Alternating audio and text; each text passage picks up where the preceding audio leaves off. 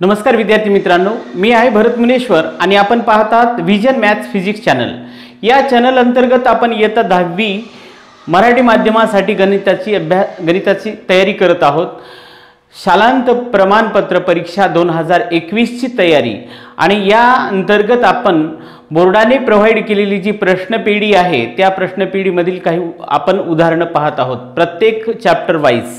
तर आपण पहिला धडा जो दोन चलातील रेषीय समीकरणे गणित भाग 1 याचा मागचा एक व्हिडिओ आपण पाहिलेला आहे। त्यामध्ये आपण प्रश्न क्रमांक 1A आणि 1B हे पाहिलेला आहे। आज आपल्याला प्रश्न क्रमांक 2A आणि 2B चा विचार करायचा आहे। त्या धड्यावरील दोन चलातील रेषीय समीकरण। पहिला प्रश्न जो होता तो कंपल्सरी होता, 4 मार्कासाठी 4 प्रश्न होते, तेवढ्याला तेवढे सोडवावेच लागत होते आणि 8 मार्काचा एकूण प्रश्न क्रमांक 1 होता। आणि प्रश्न क्रमांक 2A बघा, प्रश्न क्रमांक 2A मध्ये काय कोणत्याही 2 कृती सोडवायच्या असतात, कोणत्याही 2 कृती आणि प्रत्येक कृतीला 2 मार्क असतात।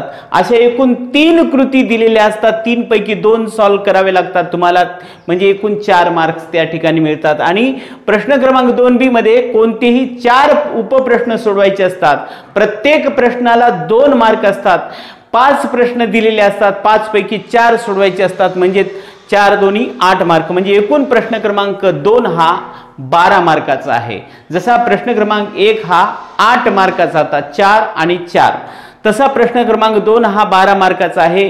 प्रश्न 2A 4 मार्क आणि प्रश्न 2B 8 मार्काचा, 8 आणि 4 12। हा प्रश्नपत्रिकेचा आराखडा आपण डिटेल सांगितलेला आहे। याच्यासाठी खास एक व्हिडिओ तयार केला आपण प्रश्नपत्रिकेचा आराखडा। ज्यांना कोणाला हे लक्षात येत नसेल त्याने ते पूर्ण डिटेल पाहावं, म्हणजे तुम्हाला प्रश्नपत्रिकेबद्दलचं काही शंका मनात येणार नाही। याची लिंक आपण खालच्या डिस्क्रिप्शन मध्ये देत आहोत। तर बघा, हा प्रश्न आपण या दोन चलातील रेषीय समीकरणावर पाहूया। तर ह्या कृतीमध्ये हा कृतीयुक्त प्रश्न असतो, याच्यामध्ये तुम्हाला 4 चौकटी प्रोव्हाइड केलेल्या असतात, 4 यांच्या किमती आपल्याला भरायच्या असतात। प्रत्येकाला अर्धा मार्क असतो, म्हणजे प्रत्येक कृतीमध्ये 4 चौकटी, 1 2 3 4 ते पूर्ण करायच्या, म्हणजे प्रत्येकाला अर्धा मार्क असतो। ह्याप्रमाणे आपल्याला मार्क्स याचे मिळत असतात। अतिशय सोपा प्रश्न आहे, 4 सहज मार्क आपल्याला मिळू शकतात आपण जर थोडा याचा विचार केला तर, लक्षात घेतलं तर। बघा, पहिला प्रश्न काय आहे, 2x - 3y = 3 या समीकरणाचा आलेख काढण्यासाठी तक्ता पूर्ण करा। आपल्याला आलेख काढण्यासाठी तक्ता पूर्ण करायचा, आलेख काढायचा नाही। मग आता याच्यामध्ये x ची व्हॅल्यू आहे -6, आपण डायरेक्टली या ठिकाणी ठेवू। -6 जर ठेवलं, 6 6 दोन्ही 12 होतात, -12 जर तिकडे गेले तर +12 होते, 12 आणि 3 किती झाले, 15 होतात, 15। 3y बरोबर आहे 15 होतील, 3y - 3y = 15, म्हणजे y बरोबर 3 5 15, म्हणजे काय होईल, -5 होतील। म्हणजे हे काय येईल मग, -6, -5 हे झालं x आणि y ची किंमत। बघा किती सोपं आहे, फक्त -6 ही किंमत ठेवली, -6 × 2, 6 दोन्ही 12, -12 इकडे गेले, +12 आणि 3 15, -3y = 15, म्हणून 3y बरोबर आहे -15, y बरोबर आहे -15/3, y बरोबर आहे 3 5 15, म्हणजे -5। त्यानंतर ही किंमत दिली, याच्यामध्ये y बरोबर 1 ही किंमत दिलेली आहे। आता y च्या ठिकाणी 1 ठेवा, y च्या ठिकाणी जर 1 ठेवला आपण तर हे 3 होतात, 3 × 1 म्हणजे 3, हे -3 इकडे गेल्याने +3 होतात, 3 आणि हे पूर्वीचे 3, 3 आणि 3 6 होतात, म्हणजे 2x बरोबर आहे 3, 2x बरोबर आहे किती, 3 + 3 म्हणजे 6, आणि म्हणून x बरोबर आहे 6/2 म्हणजे 2 6, म्हणून x ची किंमत काय येईल या ठिकाणी 3, हा पॉइंट मिळतो 3,1। असं सिंपल एक तक्ता येतो, अतिशय सोपा आहे, त्याच्यात किमती ठेवायच्या, फक्त सरळ कॅल्क्युलेशन केल्याबरोबर तुम्हाला हे मिळतात। प्रत्येकाला अर्धा मार्क, म्हणजे याचे 2 मार्क्स आपले कंप्लीट झाले। दुसरं बघा, दिलेल्या निश्चयकाची किंमत काढण्यासाठी कृती पूर्ण करा। थोडं त्या प्रश्नपेढीमध्ये प्रिंट मिस्टेक आहे, कारण हे एक्झाम्पल बघा, सराव संच 1.3 मधलं पहिलंच एक्झाम्पल आहे। प्रश्नपेढीमध्ये 3 - 2 दिलेलं आहे, -2, ते -2 नाही, पाहिलं तर समजा -2 घेतलं तर हे इथं वजा राहू नये, म्हणून हे जर करेक्ट असेल तर इथं आपले कुठंतरी चुकलेलं आहे, प्रिंट मिस्टेक आहे, इथं पाहून घ्या. बरेच विद्यार्थी या प्रश्नासाठी बऱ्याच विद्यार्थ्यांनी शंका उपस्थित केलेली आहे. तर लक्षात घ्यायचं या ठिकाणी हे प्लस आहे, आपण हे टॅली करू शकता. सराव संच 1.3 मधला पहिलं उदाहरण आहे. तर याच्यामध्ये 3 आपण काय करतो, 3 गुणिले 5 हे 5 घेतो, वजा हे 2 गुणिले 4, 3 गुणिले 5 वजा 2 गुणिले 4. आता याचा गुणाकार 5 त्रिक या ठिकाणी काय होईल 15, आणि हे काय 4 दोन्ही 8 बघा बरोबर, वजा 8 म्हणजे 15 मधून 8 काढले म्हणजे या ठिकाणी किती लिहावं लागेल आपल्याला 7. 1 2 3 4 4 चौकटी आहेत, अर्धा अर्धा अर्धा म्हणजे 2 मार्क्स आपले फिक्स झाले. एवढं इझी आहे. त्याच्यानंतर तिसरं उदाहरण बघा, खालील समीकरणामध्ये x ची किंमत काढण्यासाठी कृती पूर्ण करा. x ची किंमत एक सामायिक समीकरण या ठिकाणी दिलीत. तर समीकरण 1 ला कितीनं आणि समीकरण 2 ला कितीनं गुणायचं हे आपल्याला काही कळणार नाही. कशानं गुणायचं, कारण समीकरण 1 ला जर x चा सहगुणक समान करायचा असेल तर y च्या सहगुणकानं गुणावं लागतं, y चा सहगुणक समान करायचं असेल तर या ठिकाणी याच्या x च्या सहगुणकानं गुणावं, हे आपल्याला माहिती आहे सर्व. मग काय करायचं ते समोर पुढे दिलंय बघा. समीकरण 1 ला कितीनं गुणलं 3 न म्हणून इथं लिहा, इथंच आहे उत्तर याचं. समीकरण 2 ला कितीनं गुणलं 2 न म्हणून समीकरण 2 ला 2 न गुणून इथलच आपण या ठिकाणी लिहिलेलं आहे. थोडाही विचार करण्याची गरज नाही, आपण पुढे पाहतच नाही. आणि हे गुणाकार केल्याच्या नंतर असं आलं 3 त्रिक 9x, 3 दोन्ही 6, 11 3 33. हे समीकरण 2 दोन्ही 4x, 3 दोन्ही 6y आणि 4 दोन्ही 8 हे झालं. आता काय सांगितलं 3 मधून 4 वजा करा, 3 मधून 4 वजा करायचं. वजा बाकी जर केली आपण याची तर हे वजा होतं, हे वजा होतं, हे वजा ते तुम्हाला माहिती आहे. 9x मधून 4x गेले 5x राहतात, हे तर कॅन्सल झालं. वजा 6y अधिक 6y कटून गेले. आणि 33 मधून 8 काढून टाका, 8 आणि 5 13 म्हणजे किती झाले 25 25. आणि मग x बरोबर आहे 25 भागिले 5, 5 5 25. या ठिकाणी इथं लिहावं लागेल मला 5x बरोबर किती 25. आणि म्हणून x बरोबर 5 तिकडं न्या, 25 भागिले 5 म्हणजे 5 5 25. हे झाल्या 1 2 3 4. हे तर आपले फुकटचे मार्क होते, इथंच होतं लिहिलेलं. आणि या ठिकाणी आपण थोडं सोडवल्याच्यानंतर हे 2 किमती मिळतात. अशा प्रकारे हे मार्क्स आपल्याला 4 चौकटीचे 2 मार्क्स सहज मिळतात. त्याच्यानंतर पुढचा प्रश्न बघा, जर 2,0 ही 2x अधिक 3y बरोबर k या समीकरणाची उकल असेल तर k ची किंमत काढण्यासाठी कृती पूर्ण करा. k ची किंमत काढण्यासाठी कृती पूर्ण करायची. ही उकल आहे म्हणजे आपण केव्हा म्हणू शकतो, जर चलाच्या त्या किमतीनं समीकरणाचं समाधान झालं तर ती त्याची उकल असते. उकल आहे असं दिलं म्हणजे याच्यामुळे याचं समाधान व्हायलाच पाहिजे. आणि म्हणून ही काय करायचं, याच्यामध्ये हे जे आहे x म्हणजे किती आहे 2 आणि y म्हणजे किती आहे 0, हे याच्यामध्ये किमती ठेवा. हे 2 ला 2 x न लिहिता x ची किंमत लिहा त्या ठिकाणी 2 आणि हे 3 गुणिले y ची किंमत ठेवलेली आहे बरोबर आहे k. आता याच्यामध्ये हे तर 0 झालं, याचा विचारच करायची गरज नाही. 2 दोन्ही 4 k बरोबर 4 म्हणजेच उत्तर आलं आपलं 4. ठीक आहे, हे 0 झालं 0, k बरोबर 0 अधिक 4 म्हणजे k बरोबर 4 आलं.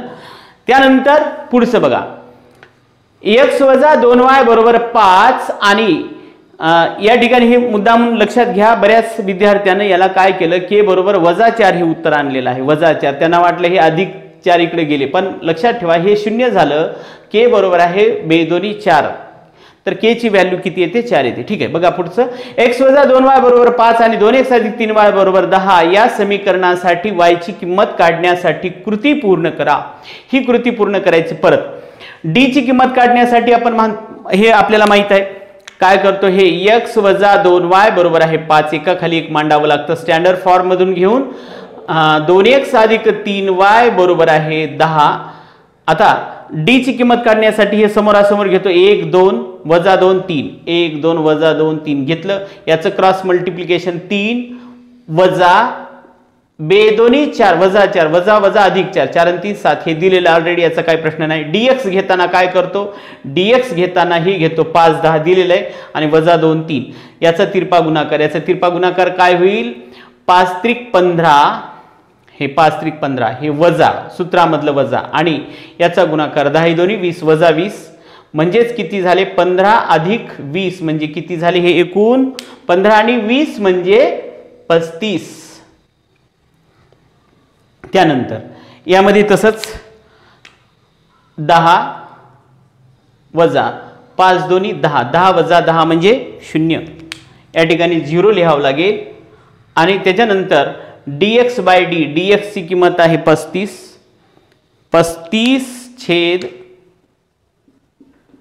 डी किती आहे 7 म्हणजे 35 dx ची किंमत 35 आणि डी ची किंमत 7 7 5 35 म्हणजे या ठिकाणी तुम्हाला काय लिहावं लागेल 5 लिहावं लागेल आणि लास्ट आहे dy बाय डी म्हणजे dy 0 आहे बाय डी 0 भागिले 7 म्हणजे 0 म्हणजे y ची किंमत काय येते 0 येते 0 भागिले 7 म्हणजे 0. तर अशा प्रकारे दोन चलातील रेषीय समीकरणावरला हा प्रश्न क्रमांक 2A आहे. आता ह्यानंतर आपण प्रश्न क्रमांक 2B बघू याच प्रकरणावरील. बघा यानंतर प्रश्न क्रमांक 2B याच्यामध्ये तुम्हाला सांगितलेलं आहे 2B मध्ये एकूण 4 प्रश्न विचारले जातात. 4 प्रश्न कोणतेही 4 प्रश्न आपल्याला सोडवायचे असतात. एकूण 5 असतात प्रश्न 5 पैकी आपल्याला 4 सोडवायचे असतात म्हणजे 8 मार्काचा प्रश्न आहे 2B. तर हेही अतिशय सोपं आहे. फक्त व्यवस्थित आपण जर लक्ष दिलं साधे कॅल्क्युलेशन असतात अतिशय सोपे असतात सहज मार्क देऊन जाणारा. म्हणजे लक्षात ठेवा प्रश्न पहिला आणि प्रश्न दुसरा हा सहज मार्क देऊन जाणारा प्रश्न आहे. प्रश्न दुसऱ्यामध्ये 12 आणि प्रश्न क्रमांक 1 मध्ये 8 12 आणि 8 20 झाले मार्क. बघा एवढ्याच प्रश्नामध्ये बाकी पुढचा जरी प्रश्नाचा विचार नाही केला तरी बघा किती सोपं आहे गणित. या प्रश्न क्रमांक 1 आणि 2 चाच विचार केला साधे प्रश्न सिंपल हे असे सोडवले तर याचे 12 त्याचे 8 आणि 12 आणि 8 20 होतात. प्रॅक्टिकलचे शाळेमधील 20 आहेत म्हणजे जवळपास तुमचं गणित याच्या एवढ्यावर कव्हर होतं. तर हे तर पहिला आणि दुसरा प्रश्न आपण जर असा घेतला तर त्याच्यामध्ये म्हणजे याप्रमाणे पार्ट फर्स्ट आणि पार्ट सेकंड जर घेतलं तर हे त्याचे दुप्पट होऊन जाईल. तर आपण याप्रमाणे याचा जर अभ्यास केला हे 12 8 20 20 आणि 20 40 होतात त्याच्यामध्ये हे लक्षात आलं तर सहज आपण याच्यामध्ये 5 तर सहज होतं पण मार्क्स याच्यामध्ये जास्त मिळतात जर व्यवस्थित आपण स्टडी केली तर. बघा एक कोन आणि त्याचा कोटी कोन यांच्या मापातील फरक 10 असल्यास मोठ्या कोनाचे माप किती. एक कोन आणि त्याचा कोटी कोन अर्थात एक कोन एका कोनाचं माप आणि दुसऱ्या कोनाचं माप या दोन कोनांच्या मापातील फरक दिला म्हणजे एक कोन मोठा असेल दुसरा कोन लहान असेल म्हणून आपण दोन्ही या ठिकाणी कन्सिडर करूया. समजा मोठ्या कोनाचे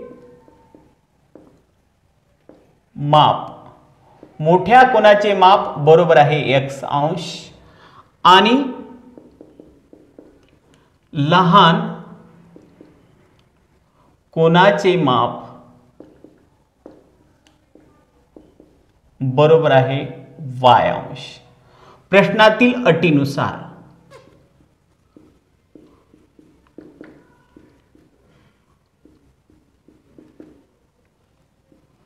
प्रश्नामध्ये अट काय दिली की त्यांच्यातील फरक 10 आहे म्हणजे हे पहिल्या कोनाचं माप x आणि दुसऱ्या कोनाचं माप y यांच्यातला फरक आहे 10. हे झालं समीकरण नंबर 1. आता बाकी दुसरं काहीच दिलं नाही पण आपल्याला माहित असतं की कोटी कोन जर आहे हे म्हणजे अगोदरचं ज्ञान या ठिकाणी वापरायचं असतं. कोटी कोनांच्या मापाची बेरीज 90 अंश असते आणि म्हणून त्याचा वापर करून या ठिकाणी आपल्याला ते दुसरं समीकरण लिहायचं. या ठिकाणी कुठलीही अशी अट दिलेली नाही हे आपल्याला माहित असणं आवश्यक आहे आणि म्हणून पण कोटी कोनांच्या मापाची बेरीज कोटी कोनांच्या मापांची बेरीज किती असते 90 अंश असते म्हणून x अधिक y बरोबर आहे 90. हे झालं समीकरण नंबर 2. आता सरळ समीकरण 1 आणि 2 ची बेरीज करायची. समीकरण 1 व 2 ची बेरीज करून मग समीकरण 1 आणि 2 ची बेरीज म्हणजे x वजा y बरोबर आहे 10 आणि x अधिक y बरोबर आहे 90. बेरीज करायची, बेरीजचे चिन्ह अधिक y वजा y कॅन्सल झाले, x अधिक x म्हणजे 2x, 2x 90 अधिक 10 म्हणजे 100 आणि म्हणून x बरोबर आहे 100 भागिले 2.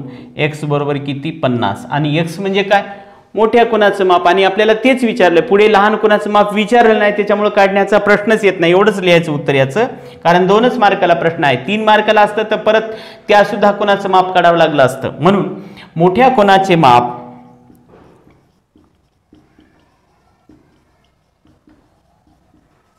जे आपण x गृहीत धरलं आहे ती किती 50 अंश.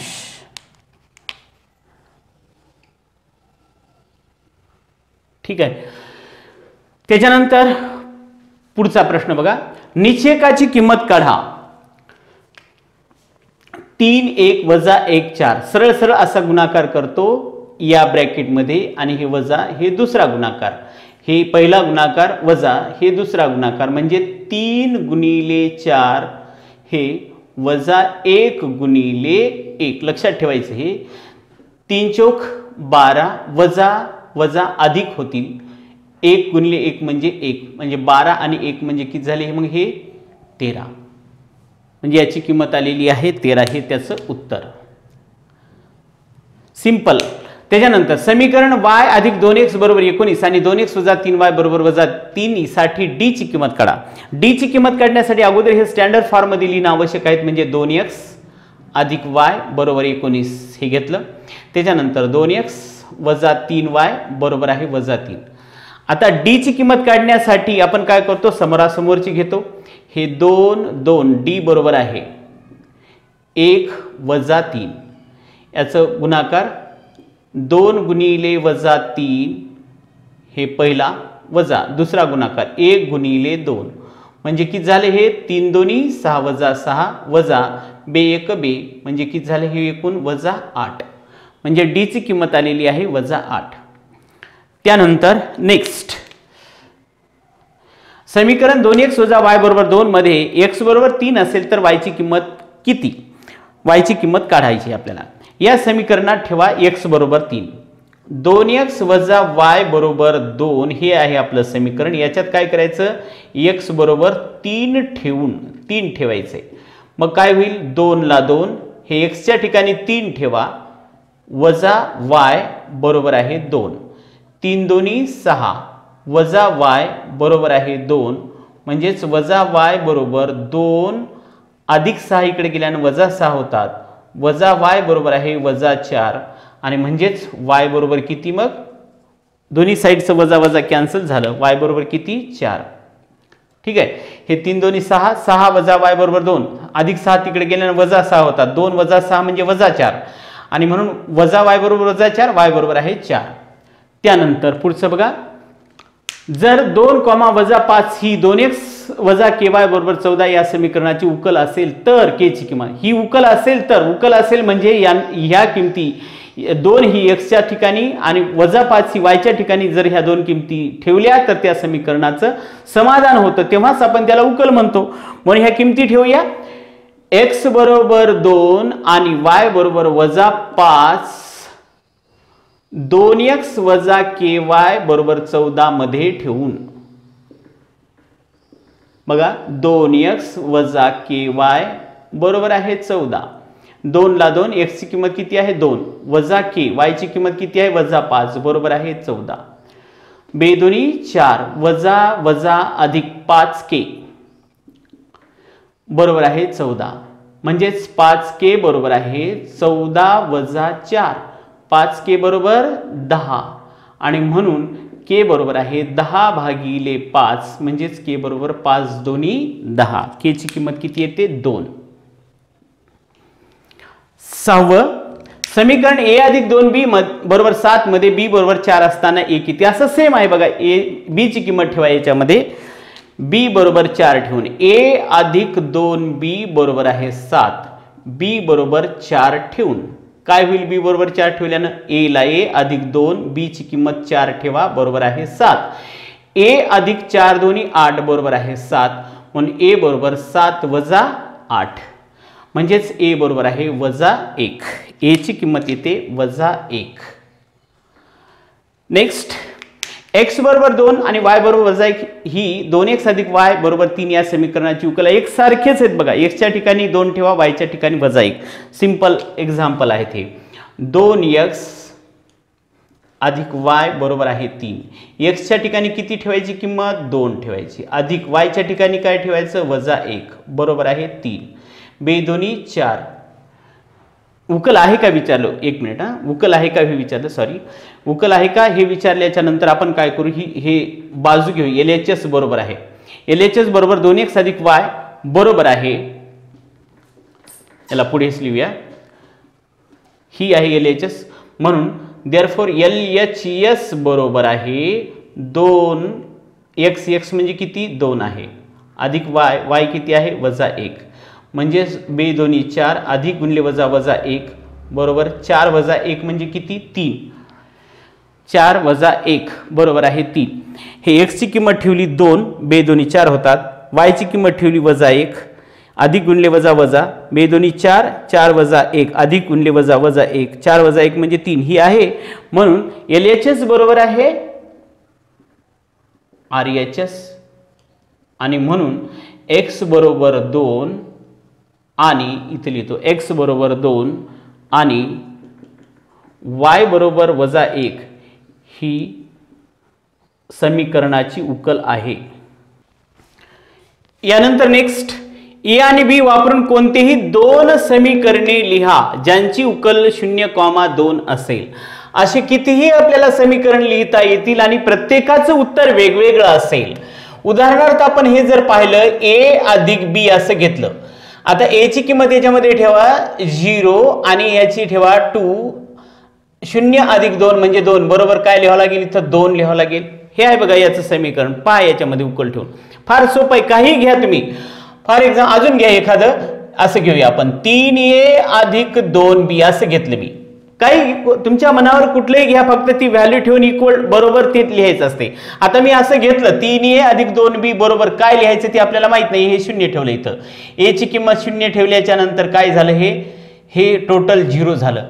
आणि त्याच्यानंतर 2 गुणिले b ची किंमत किती आहे? 2, बेदोनी 4 म्हणजे टोटल याची किंमत किती व्हायली? 4 म्हणून =4 लिहिलं झालं. असं कितीही समीकरण तुम्ही तयार करू शकता. अधिकच नाही, वजा सुद्धा लिहिता येतं. काही लिहिलं तरी काही फरक पडत नाही. हे आपण असं लिहिलं, समजा 2a असं लिहिलं, 2a अधिक b असं लिहिलं. समजा 2a अधिक b असं लिहिलं, काय होईल? याच्या पुढे काय लिहायचं? हे तर 0 झालं. b ची किंमत किती? 2 म्हणजे 0 अधिक 2 बरोबर किती? 2 लिहावं लागेल.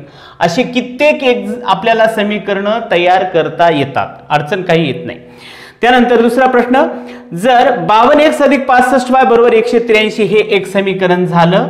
52x अधिक 65y बरोबर 183, समजा हे झालं इक्वेशन नंबर 1. आणि दुसरं आहे 65x अधिक 52y बरोबर 168, हे झालं समीकरण नंबर 2.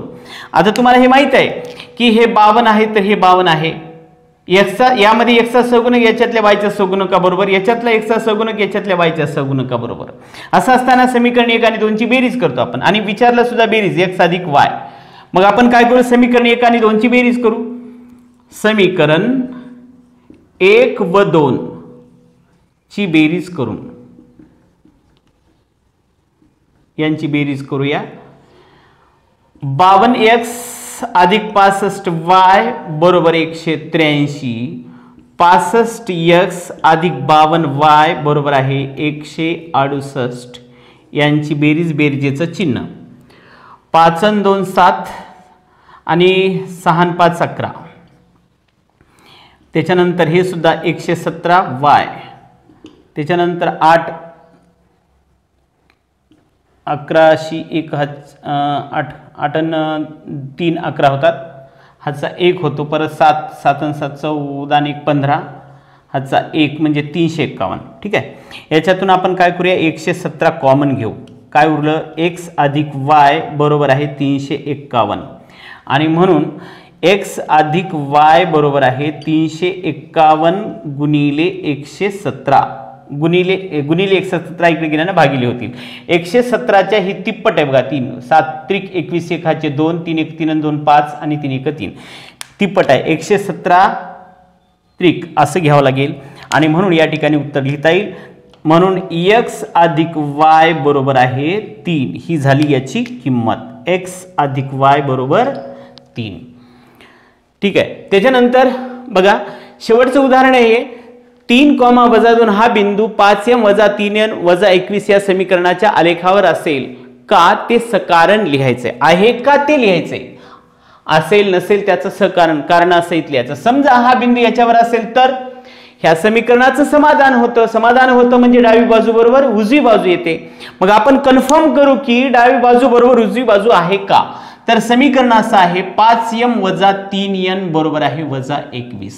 आता आपण काय करूया या ठिकाणी LHS घेऊ डावी बाजू घेऊया 5m - 3n आता काय करायचं इथं m ची किंमत ठेवायची m बरोबर 3 आणि n बरोबर -2 ठेवून काय होईल मग हे 5 ला 5 m ची किंमत 3 वजा 3 ला 3 n ची किंमत -2 5 त्रिक 15 वजा वजा अधिक 3 दोन्ही 6 6 5 11 21 पण बघा उजवी बाजू -21 आहे ऍडजस्टमेंट करू नका हे वजा आहे म्हणजे याला हे वजा असायलाच पाहिजे असं करायचं नाही ऍडजस्टमेंट जे येईल ते येईल म्हणजे इथं -21 या ठिकाणी 21 म्हणजे उजवी बाजू आणि डावी बाजू हे समान नाही या ठिकाणी असं सांगता येतं की LHS बरोबर नाही RHS म्हणजेच समीकरणाचं समाधान झालं नाही म्हणजे समीकरणाचं समाधान सॅटिस्फाय होत नाही इक्वेशन आणि म्हणून ही त्याची उकल नाही याच्यावरून मग सांगतात हे सकारण आहे म्हणून 3, -2 हा बिंदू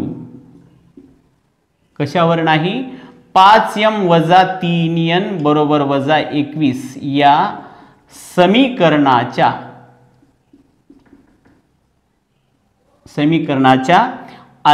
आलेखावर नाही तर हे शेवटचा प्रश्न होता तर याबरोबर या दोन चलातील रेषीय समीकरण मधील प्रश्न क्रमांक 2A प्रश्न क्रमांक 2B बोर्ड प्रश्न पीडी मध्ये जे दिलेलं आहे ते संपलेला आहे आपण नेक्स्ट प्रश्न जो आहे तो पुढच्या तासाला बघूया।